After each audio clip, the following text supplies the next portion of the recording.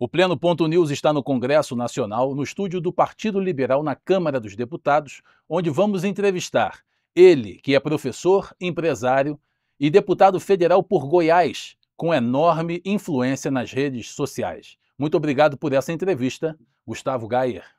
Obrigado pela oportunidade de poder falar com a Pleno News, que eu acompanho sempre, é uma das poucas partes da imprensa brasileira que ainda se atém aos fatos. Então a gente faz questão de comparecer e poder contribuir para que mais pessoas tenham alcance da verdade e realidade. É um prazer estar aqui, Marcos. Gustavo, você vem de uma família de políticos? Minha mãe foi vereadora e deputada, mas ela abandonou a política, eu tinha 8 anos. Então, durante a minha vida, eu não tive muito contato com política, não foi influência da minha mãe. Minha mãe morreu, inclusive, eu era muito jovem, eu tinha 25 anos. Não foi uma questão de influência familiar, foi uma questão de urgência por ver o que estava acontecendo com a minha família, né, o que tentaram fazer com os meus filhos. E isso fez com que eu começasse a falar sobre política, prestasse atenção e começasse a divulgar vídeos sobre doutrinação no sistema de ensino. E aí esses vídeos foram se espalhando, tomando uma certa proporção maior do que eu havia imaginado, né? No início eu comecei a fazer isso mais como uma válvula de escape pela indignação que eu sentia com o que estava acontecendo com o ensino brasileiro. E aí a sequência de eventos foram as que saíram do meu controle e hoje eu sou um deputado federal. O ministro Alexandre de Moraes recentemente pediu a prisão de 208 envolvidos nos atos de 8 de janeiro. Você defende e tem uma atuação muito forte no Congresso quanto à anistia a esses envolvidos. Você acha que o Congresso vai conseguir anistiá-los? As informações que a gente recebe, os relatos, os testemunhos das famílias e dos próprios perseguidos políticos, porque é isso que eles são, é impossível de não tocar no coração de qualquer que seja o parlamentar dessa casa. Pode ser de direita, pode ser centro, talvez não os de esquerda, porque eles já não têm coração há um bom tempo, mas é impossível não se simpatizar, não se condoer com essa injustiça que está acontecendo. Nós estamos vendo aí aposentados, senhorinhas, donas de casa de 73 anos, pegando 17 anos de prisão, sendo tratados como cachorros, sem direito à defesa, com os próprios advogados muitas vezes sendo coagidos e não podendo defender os seus clientes. Isso tudo acontecendo num momento em que o Brasil está enfrentando aí um declínio rumo ao autoritarismo, rumo à ditadura, e qualquer pessoa minimamente sensata, não precisa ser conservador e não precisa gostar do Bolsonaro, está percebendo que os limites já foram ultrapassados há muito tempo. Então a temperatura da anistia está crescendo muito, que na minha opinião, futuramente, eu espero que a gente faça um Senado grande, forte o bastante, com um presidente que seja, que tenha convicção da defesa da democracia, não apenas do Senado. Presidente do Senado, que tenha convicção de defesa da democracia, não apenas uma bandeira de defesa da democracia, para que a gente possa anular todas essas prisões e responsabilizar os verdadeiros criminosos, que são aqueles que estão cometendo essas decisões inconstitucionais. Mas, por enquanto, eu vejo que a temperatura da anistia cresce aqui dentro do Congresso, é uma coisa que se fala muito nos corredores, e eu acredito que a gente vai sim conseguir ainda nesse governo, e não muito tempo para frente, aprovar a anistia e devolver essas pessoas para suas famílias. E voltar, se Deus quiser um dia, a prender verdadeiramente os criminosos. Hoje não tem corrupto preso mais, Marcos. Todos os corruptos da Lava Jato não só estão soltos, mas voltaram aos seus cargos. Muitos deles voltaram inclusive aqui para Brasília. Um está na presidência do Brasil. Os maiores corruptos que o Brasil já viu, talvez que o mundo já viu, foram liberados. Chefes de facção criminosa estão sendo liberados, traficantes, assassinos, estupradores, todos os criminosos estão sendo liberados. Parece que eles estão sendo liberados para abrir vagas para senhorinhas de 70 anos que estavam com a Bíblia na mão em frente ao quartel. É um absurdo o que está acontecendo. Isso, para mim, supera a pior das narrativas usadas para descrever o que aconteceu no período do regime militar. Mas eu tenho certeza que a vitória está do nosso lado, é uma questão de tempo, a gente só não pode desistir. O ex-presidente Jair Bolsonaro, ele endossou esse pedido de anistia, né, aos envolvidos e até pediu que não o contemplasse, que esse pedido não o contemplasse para não contaminar a proposta, Exatamente. porque senão diriam isso é mais uma coisa de Bolsonaro. Exatamente. O que eu quero saber é o seguinte: você acredita que o Congresso consegue devolver a inelegibilidade, a elegibilidade ao ex-presidente Jair Bolsonaro até 2026? Olha, nós temos aí duas vertentes que estão em movimento. Uma é a nova composição do TSE, que teoricamente daria uma votação de 4-3 para o bom senso. Não vou nem usar a palavra direita, tá? Para o bom senso. E nós temos também projetos de lei aqui na casa que vão justamente nesse sentido, né, de anistiar parlamentares ou políticos cometidos com crimes que não têm a ver com o erário público, que não têm a ver com integridade física, com violência, para que essas pessoas não precisem perder os seus direitos políticos. O que é muito curioso é que no impeachment da Dilma, onde ficou comprovado os crimes que ela cometeu, né, a pedalagem fiscal, a destruição do nosso país, que nós estamos até hoje tentando resgatar, mesmo na Constituição sendo claro, impeachment e perda dos direitos políticos, o Lewandowski começou ali naquele momento a desrespeitar a Constituição, né? Ali foi a premissa de tudo. Fez um fatiamento. O fatiamento, onde ele manteve os direitos políticos da Dilma, que foi candidata a senadora lá em Minas Gerais, e por ter sido candidata em Minas Gerais, o povo de Minas Gerais elegeu, olha como as coisas são curiosas, né? O Rodrigo Pacheco é hoje presidente da Câmara, do Senado e do Congresso por causa do fatiamento do Lewandowski. Quando o Lewandowski fatiou e manteve os direitos políticos da Dilma e ela concorreu para senadora em Minas Gerais, a rejeição dela era tão grande que as pessoas se desesperaram para votar em qualquer pessoa para impedir que ela fosse eleita. E votaram em quem? No Rodrigo Pacheco. Seria muito melhor se a Dilma tivesse sido eleita, sinceramente. Pelo seu nível de incompetência, incapacidade cognitiva, ela não faria diferença no Senado, assim como vários senadores que estão lá apenas decorativamente.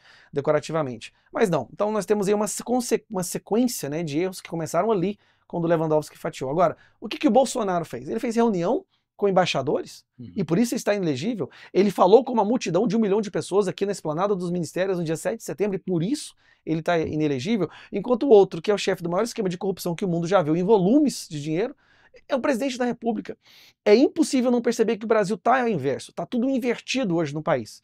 E as pessoas que se indignam, que ficam indignadas com o que está acontecendo, são as que são perseguidas, e não os criminosos. Então hoje você vê um crime e você demonstra indignação, você é considerado criminoso, mas aquele que perpetuou o crime não, ele sai livre sem responder nada para a justiça. Vamos imaginar um cenário onde o Congresso atue e consiga tornar Bolsonaro elegível até 2026. A gente imagina que Lula ele vetaria e depois o Congresso de volta derrubaria o veto. Sim. Você não acha que nesse momento o Supremo Tribunal Federal iria intervir? Eu tenho certeza. Mas o que está acontecendo é que a rejeição do Supremo Tribunal, tanto aqui na Casa dos Deputados quanto no Senado, está só aumentando a tal ponto e que projetos que limitam esses abusos do STF já estão em andamento. Nós tivemos aí recentemente a PEC 8, que foi aprovada no Senado, que é a PEC que acaba com as decisões monocráticas do STF. Nós temos outras PECs que estão andando também, PECs que impossibilitam o STF de tirar mandato, PECs que determinam mandato para ministros do STF, que mudam o sistema de escolha de ministros do STF. Essa rejeição está tomando corpo. E a cada vez que o STF interfere aqui nas nossas prerrogativas, maior a rejeição fica. Existe um medo dos parlamentares em se posicionar contra os atropelos do STF, justamente por causa dessa ditadura do judiciário, que hoje nós temos 47% da população que já concorda que o Brasil é uma ditadura do judiciário. Só que ela não vai perdurar para sempre. O que acontece é que a força capaz de botar um limite nisso ainda não sentiu a urgência necessária para poder agir. Só que eu vejo que a gente está começando a chegar nesse limiar, nesse momento onde ou a gente reage e resgata o mínimo de dignidade do Congresso, ou então entrega o seu mandato e volta para sua casa, porque não tem mais por que haver um Congresso quando todas as nossas decisões são revertidas lá na Suprema Corte. Agora eles estão falando, por exemplo, do aborto, estão querendo legalizar as drogas, já falam abertamente que vão derrubar as saidinhas, a impossibilitação, né, das saidinhas, onde a gente derrubou o veto do presidente Lula. Isso está fazendo com que os deputados e os senadores comecem a entender que chega, não tem por que a gente estar aqui se tudo que é decidido aqui passa por eles. Inclusive o próprio Lula já percebeu. Não é mais preciso comprar votos no Congresso. Não é mais preciso articular governabilidade no Congresso. A única coisa que ele precisa é falar com seus despachantes no STF e tudo que o Lula quer passa. Uma hora isso vai passar do limite, eu tenho certeza que o Congresso vai reagir. Então a gente tem a atuação do presidente do Senado, Rodrigo Pacheco, que poderia colocar um freio nessas arbitrariedades que tanto se fala dos ministros do Supremo. Mas você disse que Rodrigo Pacheco, ele é um capacho de Alexandre de Moraes. Sim. E apenas uma renovação no Senado em 2026 pode colocar um ponto final nisso. Sim. Né? E você chegou a falar em um possível impeachment de um por um, de cada ministro. Você acha que o Brasil vai ser passado a limpo em 2027? Em algum momento, Marcos, o Brasil vai ser passado a limpo. Eu espero que seja em 2027. Se não for em 2027, nas próximas eleições, mas em algum momento o que está acontecendo tem que acabar. A indignação, a insatisfação, a revolta, ela já é palpável. Embora ainda o medo em uma parcela da população de reagir possa ser maior do que o sentimento de revolta, isso vai mudar. As pessoas já não aguentam mais vendo senhorinhas sendo presas, corruptos sendo liberados, é um deboche na cara do povo. A gente aprova o fim da saidinha, que é um clamor popular. O STF fala abertamente que vai derrubar. Então, em algum momento isso vai acabar. Eu espero que seja em 2027. O que a gente está tentando fazer é já trabalhar agora para que em 2027 a gente faça o maior número de senadores da direita que o Brasil já viu. Assim sendo feito, teremos o nosso presidente do Congresso e do Senado, que vai pautar o impeachment. E o Alexandre de Moraes, mais cedo ou mais tarde, vai pagar pelo que ele está fazendo com o nosso país, com o medo que ele está colocando nos nossos corações, com a destruição da nossa democracia e das prerrogativas do parlamento. Então, em 2027, com um novo presidente do Congresso e um novo presidente do Senado, bastaria um impeachment, Marcos. Não precisa fazer impeachment de todos. Bastaria um impeachment de um ministro, abrindo esse precedente. E eu tenho a mais absoluta certeza que todos os outros vão pensar duas vezes antes de desrespeitar a Constituição. E tudo o que nós estamos pedindo é apenas que a Constituição seja respeitada, principalmente por aqueles que estão ali para serem os guardiões da mesma. E a gente não está vendo isso acontecer. Não precisa ser de todos, não. Só de um já vai ser o bastante para a gente colocar o Brasil em ordem novamente. Você acha que nesse momento da punição Alexandre de Moraes, Pacheco, nesse momento, também terá de pagar pela omissão, por não ter pautado tantos pedidos de impeachment? Eu acho que o tempo vai alcançar todas essas pessoas. Eu acredito que o Pacheco não será reeleito. Eu acredito que ele vai entrar no ostracismo da política, como o Rodrigo Maia, né, um período dos primeiros 2 anos do governo Bolsonaro, que ele se aliou à esquerda, e hoje, quem é Rodrigo Maia? Ninguém sabe, porque ele não existe hoje no tabuleiro político. A mesma coisa vai acontecer com o Pacheco, na minha opinião. Fala em deixar a política, o Pacheco. Eu acho que ele já sabe que as decisões que ele tomou e o posicionamento que ele tem tomado nesses últimos anos faz com que ele se torne uma pessoa não grata em qualquer estado, em qualquer posicionamento político, em qualquer cargo eletivo. Então eu acredito que ele vai voltar para o seu trabalho advocatício. Ele tem um escritório de advocacia, prestes a ganhar uma fortuna, inclusive, com a decisão do STF. Talvez é um dos motivos dele agir da forma que ele age, não confronta os ministros do STF. Mas eu não tenho sede de vingança. Eu quero viver num país que tenha estabilidade jurídica, que os direitos sejam respeitados, que a nossa liberdade de expressão seja respeitada. A esquerda tem muito isso, né, de perseguir as pessoas de forma sanguinária, incansável. Não. Devolva o Brasil aos trilhos. Respeitemos a Constituição. Deixe a democracia funcionar de forma transparente, principalmente as eleições, que a gente toca o barco. Não tenho vontade de sair prendendo todo mundo como eles fazem de forma esquizofrênica com o Bolsonaro. O Lula não precisa nem ser preso, na minha opinião. Nós vamos fazer o impeachment dele em breve, pelo declínio econômico que o Brasil está indo, o aumento do preço, as tributações, a insatisfação do mercado, da população. Agora os próprios professores que elegeram ele estão aqui na porta revoltados. Então ele vai cair mais cedo ou mais tarde. E eu vejo da seguinte maneira: o Lula é a única coisa que a esquerda tem. E a Lula, por ser uma pessoa extremamente voraz na sua fome de poder, ele nunca deixou que nenhuma outra figura da esquerda crescesse, tivesse protagonismo. Quando o Lula acabar, a esquerda não vai ter cabeça mais. Ela não criou ali uma forma de sobreviver no momento, numa era pós-Lula. Enquanto a direita está criando agora uma miríade de novos líderes. Nós temos aqui hoje dezenas de pessoas que são líderes competentes, que graças ao posicionamento do Bolsonaro em puxar essas pessoas, em dar protagonismo, em levar o holofote para elas, nós temos aí gerações de pessoas da direita que poderão levar esse país para frente. Então, é só resistir, não desistir agora. A gente vai sofrer muito, eu tenho certeza disso, o Brasil vai sofrer muito, mas é uma lição que talvez o Brasil tenha que passar. Agora você vem criticando reiteradamente o governo Lula, como fez agora. Eu não, cara, nosso presidente. Você chamou o Lula outro dia na tribuna do plenário de moribundo, é um governo moribundo. Isso. Né? Você acha que ele não chegou nem na metade do mandato? Não. Você acha que ele vai cair nesse mandato? Cara, vamos lá. Se a gente for analisar pelo mesmo prisma, gráficos, indicadores do governo Lula, do governo Dilma, o governo Lula está seguindo o mesmo padrão, só que mais acelerado. Nós estamos vendo aí um colapso econômico, né? O dólar não para de subir, o dólar subiu 10% esse ano. graças às declarações que ele fala. O investimento está indo embora, o preço dos alimentos está aumentando, os impostos e mais tributos, cortes na educação, a insatisfação generalizada em relação a esse governo, isso com apenas 1 ano e 6 meses. Do jeito que as coisas estão indo, a gente olhando para frente agora, eu não vejo nenhuma ação desse governo para melhorar essa insatisfação, essa rejeição. Em um determinado momento, o Congresso, o centro, eu digo, tá, da Câmara dos Deputados, vai abandonar o governo. Inclusive já está abandonando. Existe uma plataforma criada recentemente que é o Placar Congresso. Ele faz uma análise em tempo real dos votos dos deputados de acordo com as orientações dos líderes da bancada. Então a gente está percebendo uma clara transição de deputados que votavam com o governo e agora votam com a oposição. O centro, que antes votava muito mais com o governo, agora já está indo para a oposição. Está desembarcando já. Já está tendo esse processo de desembarque. Olha, esse navio está afundando, quanto mais nós ficarmos associados, mais o custo político, né, o custo do eleitorado deles, eles vão ter.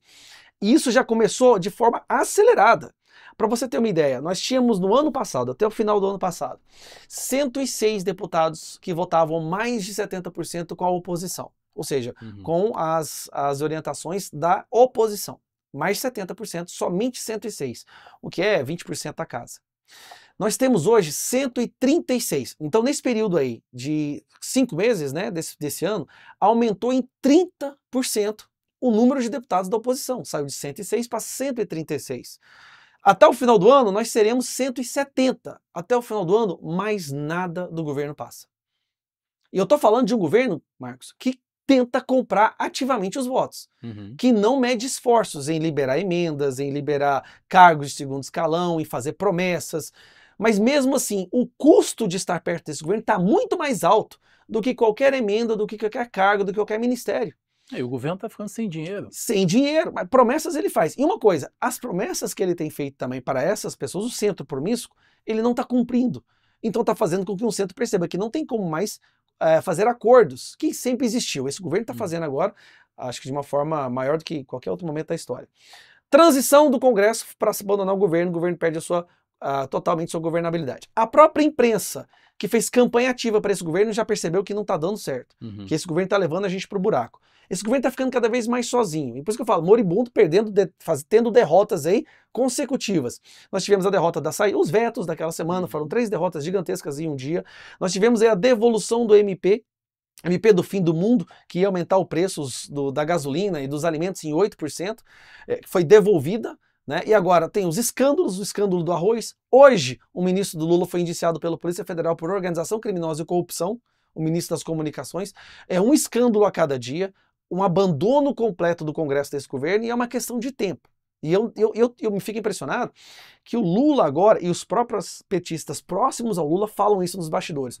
O Lula de agora não é o mesmo Lula lá de trás, que sentava para conversar, que tinha paciência, que fingia ser democrático. Esse é um Lula venenoso, tóxico, um Lula cheio de raiva, que quer vingança, e ele não está conseguindo mais articular. Você acha que ele toca o governo com mágoa? Eu acho que ele toca o governo com vingança, com vontade de destruir, mas levantando a bandeira de que está tentando salvar o Brasil.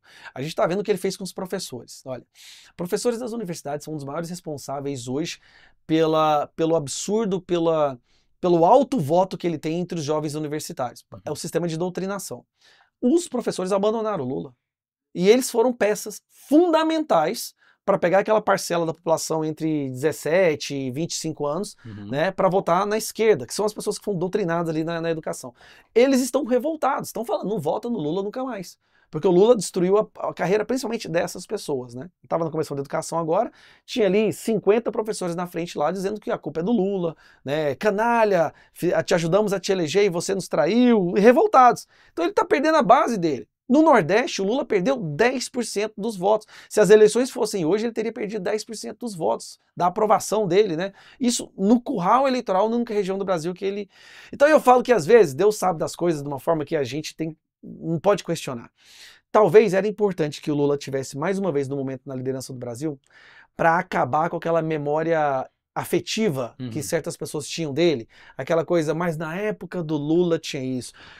Na época do Lula era melhor, então vamos voltar ao Lula. Você diz deixá-lo sangrar. Deixá-lo sangrar. E o que a gente está percebendo é que esse pós-governo agora, a impressão que vai ficar é o fim da esquerda. A esquerda perdeu o seu líder, vai perder o líder, porque ele não vai ser eleito mais, acho que ele não vai nem para reeleição, a forma que vai chegar a rejeição dele ao final desse mandato, e a esquerda não vai ter mais outra pessoa para tomar a dianteira. E aí eu acho que é a hora do Brasil começar realmente a ser resgatado. E qual a importância da direita ganhar as prefeituras pensando num projeto 2026? Olha, a direita, ela fez o caminho invertido. Mas graças a Deus, a maioria da população brasileira é de direita, porque senão a gente não conseguiria fazer o que a gente está fazendo. Uhum. A gente joga o presidente na presidência sem formar uma base, o cara sofre no Congresso durante 4 anos, é traído pelas principais pessoas que nós achávamos que vieram para cá para ajudá-lo, mas nesse período, novas lideranças foram surgindo em vários cantos do nosso país. E essas lideranças começaram a assumir cargos eletivos. Então nós temos hoje, como eu disse, 136 deputados que se posicionam à direita aqui no Congresso, ou algo que nunca tinha acontecido, mas eu falo direita mesmo. Tô falando PSD, estilo Dória ou MBL, não. É direita que não tem medo de defender seus valores e princípios. Isso tem que começar agora nas nossas cidades. Os vereadores, os prefeitos, querendo ou não, serão pessoas que virão a ser federais, virão a ser governadores, virão a ser possivelmente também senadores, que é o que a gente pretende fazer agora em 2026, mas a gente precisa de ter um histórico dessas pessoas para colocarem ela em cargos de relevância. E os vereadores, querendo ou não, são a base dos próximos deputados federais e próximos prefeitos. Segundo caso, prefeitos de direita que pegarem cidades e puderem trazer para lá prosperidade, liberdade econômica, respeito aos valores e princípios cristãos e virarem casos de sucesso, é um argumento que a gente vai poder ter para fazer o comparativo entre a esquerda e a direita, porque até hoje a gente não tem isso. Uhum. A gente tem ali alguns estados, por exemplo, Tarcísio.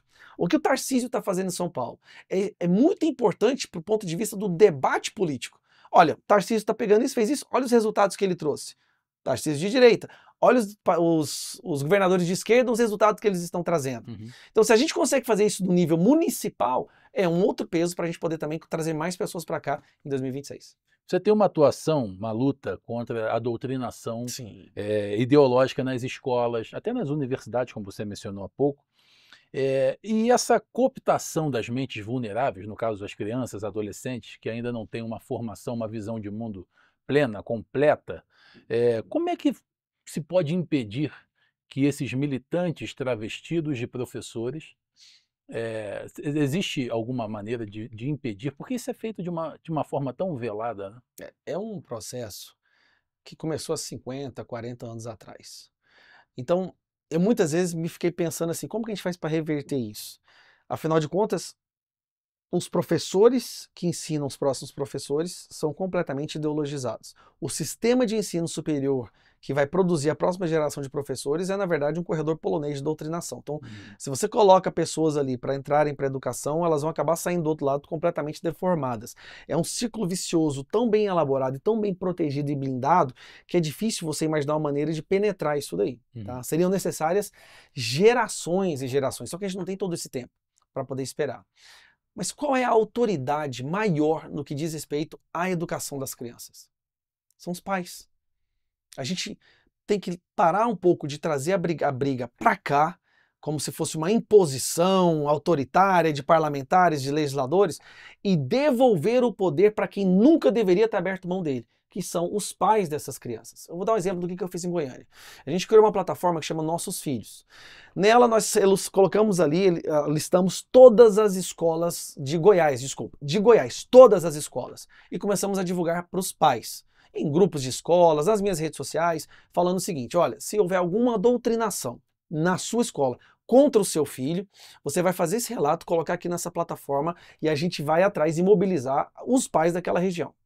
Então, um professor de uma determinada escola fala que a polícia é responsável pela barbárie, uma escola caríssima, do setor mais nobre de Goiânia. Ele solta uma charge, vou dar um exemplo para você, falando que a polícia é responsável pela barbárie na sociedade. E o pai do aluno colocou na plataforma, eu recebi, joguei nas minhas redes e mobilizei os pais. Pais da escola tal, o professor falou isso, vocês vão aceitar? Os pais foram até a escola, reclamaram, eu tô falando assim, 20, 30 pais ligando, indo lá, reclamaram. No final do dia, o que aconteceu? Esse professor foi demitido. E aí a imprensa publica isso, todas as escolas ficam sabendo. Depois uma outra professora vai trabalhar com a camiseta escrito seja marginal, seja herói. eu mobilizo os pais, eles vão até a escola, a professora é demitida. A imprensa publica isso, eu publico nas redes sociais também, todas as escolas ficam sabendo.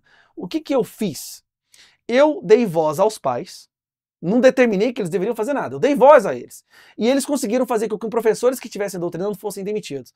Os professores de Goiânia agora morrem de medo de doutrinar. Eles andam em ovos agora. Eles não, você pode ser de esquerda, de direita, não importa. Eles sabem que se eles tentarem doutrinar, aquilo que eles falarem em sala de aula vai chegar até a plataforma dos nossos filhos, vai ser divulgado e alguém vai lá reclamar da escola com eles. Até professores de escolas estaduais foram suspensos, foram exonerados pelo governador para uma professora falando que alunos de 13 anos tinham que dar, meninas tinham que dar muito e meninos tinham que eu vou falar, a fala dela, tem que comer até o piu-piu ficar ralado. Falando isso para crianças de 13 anos. O governador, passei para o governador e falou e demitiu. Então assim, através da autoridade dos pais, a doutrinação em Goiânia praticamente hoje não existe. E é isso que a gente pretende fazer. É colocar voz aos pais. São projetos que eu quero fazer aqui, que eu estou apresentando aqui na Câmara dos Deputados, mas os pais precisam entender que não adianta criar filho, não é só ir trabalhar e voltar e assistir um filme, não. Tem que estar lá, tem que estar atento, tem que ver o que os filhos estão estudando, tem que conversar com eles, tem que ir na reunião dos pais. Somente a família vai resgatar a educação do Brasil.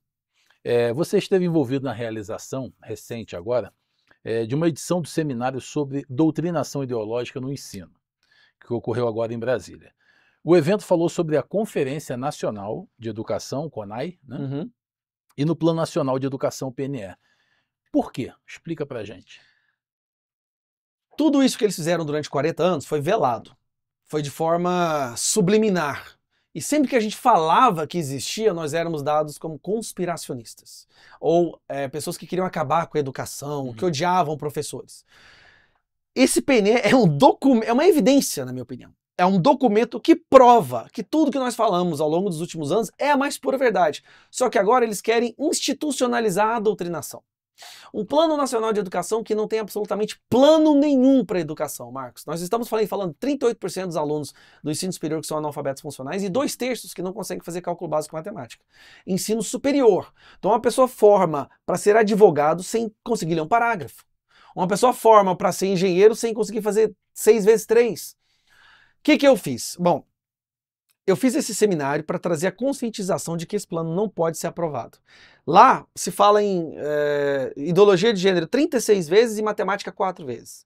Fala sobre LGBT 26 vezes e sobre biologia 2 vezes.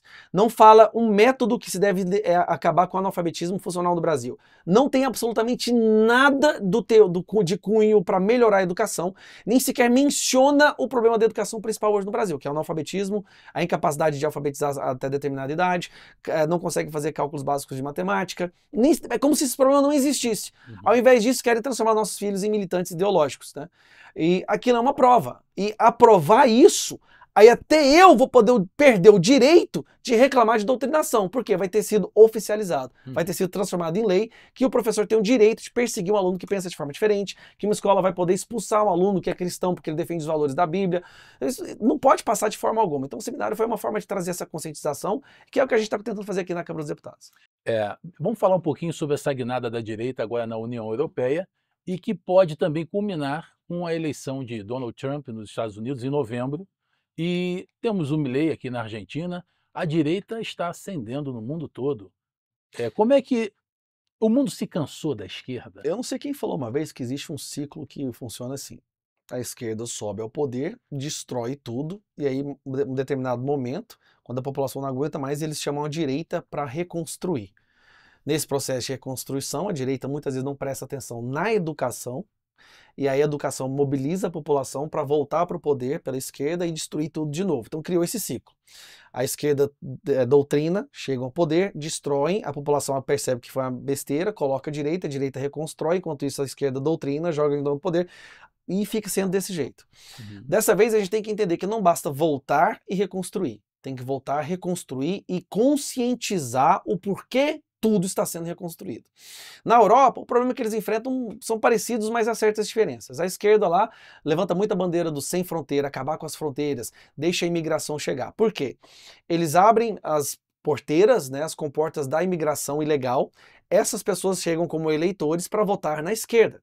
Só que eles não compartilham dos mesmos valores, cultura, língua da população. Então nós temos aí o aumento de estupros na Europa, o aumento de assassinatos de forma violenta, crimes, roubos, invasão de propriedade, o salário médio caindo pela entrada de pessoas de outros países que aceitam trabalhar por um salário abaixo do salário mínimo ou do salário tradicional de determinadas profissões, e a população daquela nação vai perceber, não, nossa, tá tudo sendo destruído. Meu filho apanhou na escola porque ele é cristão, apanhou de muçulmano na escola porque é cristão. Mulheres estão sendo estupradas em ruas que eles colocam a placa Sharia Law. Então tem ruas dos estados da Europa que você não pode entrar lá se você não for muçulmano e se for tem que estar de burca.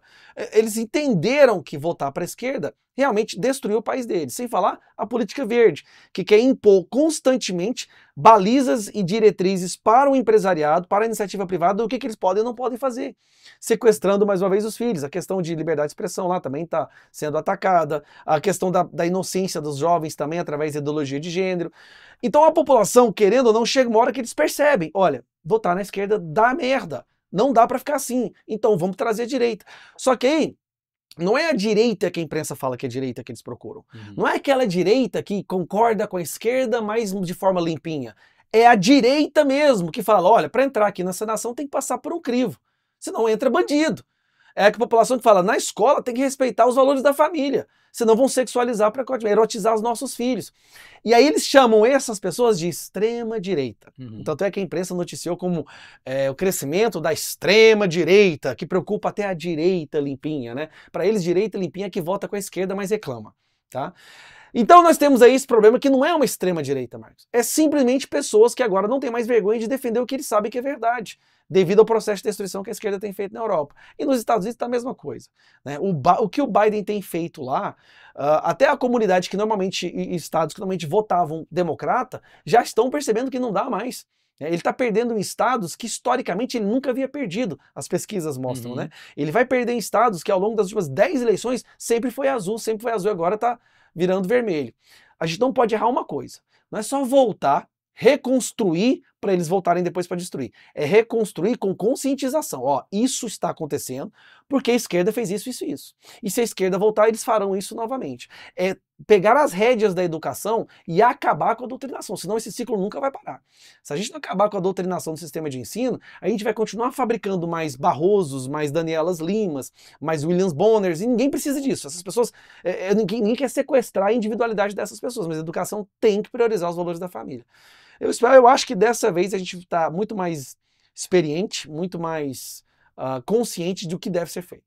E qual é o reflexo disso, dessa guinada, dessa tomada da direita no mundo aqui no Brasil? Olha, eu acho que... Você acha que intimida a quem está do outro lado?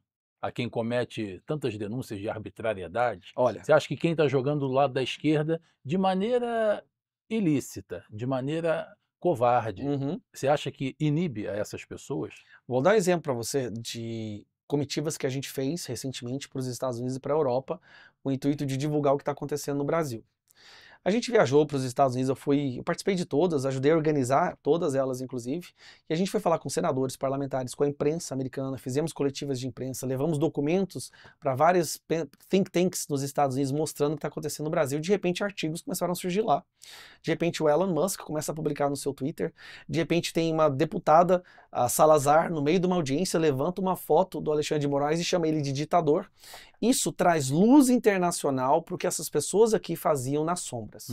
Porque nas sombras eles faziam seus atropelos constitucionais, a imprensa nacional passava pano, e a imprensa nacional passa a mensagem que tudo que está acontecendo aqui é necessário pela democracia. Só que quando a gente leva as evidências e os fatos lá para fora, eles olham para cá com outros olhos, com mais luz. E aí eles falam, peraí, que lá não é democrático, o que essa pessoa está fazendo não é democracia. E a opinião internacional, querendo ou não, tem peso, porque o Brasil pode sofrer sanções. Donald Trump ganhando nos Estados Unidos, eu tenho certeza que o Alexandre de Moraes tem preocupação. Porque o Alexandre de Moraes tem investimento lá, viaja direto para universidades americanas, possivelmente vai perder o visto dele para ir para lá. Agora você imagina a vergonha de ter o ministro da Suprema Corte simplesmente barrado de entrar na maior e mais forte democracia do mundo por ser considerado antidemocrático. E está prendendo pessoas do Brasil por considerar elas antidemocráticas. Então, tudo isso, querendo ou não, no mundo de hoje está tudo interligado. E não tem como mais eles falarem que o que eles fazem aqui é para preservar a democracia. O mundo está acordando para a verdade. Parlamento Europeu agora, para você ter uma ideia, nós tivemos em Bruxelas, foi em março, estivemos em Bruxelas em março, conversamos com vários parlamentares, participamos de uma audiência pública lá sobre a censura no Brasil e os parlamentares ficaram chocados. Nós estamos vendo aí uma entrada de mais deputados que também prezam pela liberdade de expressão, que você acabou de mencionar, que é o aumento da direita lá no Parlamento Europeu agora com essas últimas eleições. Então nós vamos ter mais visibilidade ainda para o que está acontecendo no Brasil. Aí nós poderemos ter países da Europa começando a fazer sanções sobre comunicação com o Brasil, comércio com o nosso país, importação e exportação, por considerar o Brasil uma ditadura. Porque é isso que nós estamos virando, se já não viramos ainda. Aquela ditadura, transdemocracia, né? Uma democracia que se identifica como ditadura. Então sim, essas comitivas, essa tentativa de divulgar para o mundo o que está acontecendo aqui trouxe resultados tão claros que, para você ver, o Alexandre de Moraes parou com as buscas e apreensões nos deputados federais, porque ele percebeu que não tem como mais fazer isso. Ele já diminuiu um pouco o seu volume nas autoridades políticas, mas ainda está atacando aquelas pessoas que não têm voz, que são as senhorinhas de 70 anos, as aposentadas, mulheres sendo presas por estar com uma bíblia no prédio público no domingo, no dia 8 de janeiro. Mas eu vejo que está começando a ter uma mudança de clima e agora a gente só não pode parar com o ritmo. Gustavo Gayer, no Pleno.news, muito obrigado. Eu que agradeço, obrigado pela oportunidade. Continue acompanhando o Pleno.news, porque credibilidade não se negocia.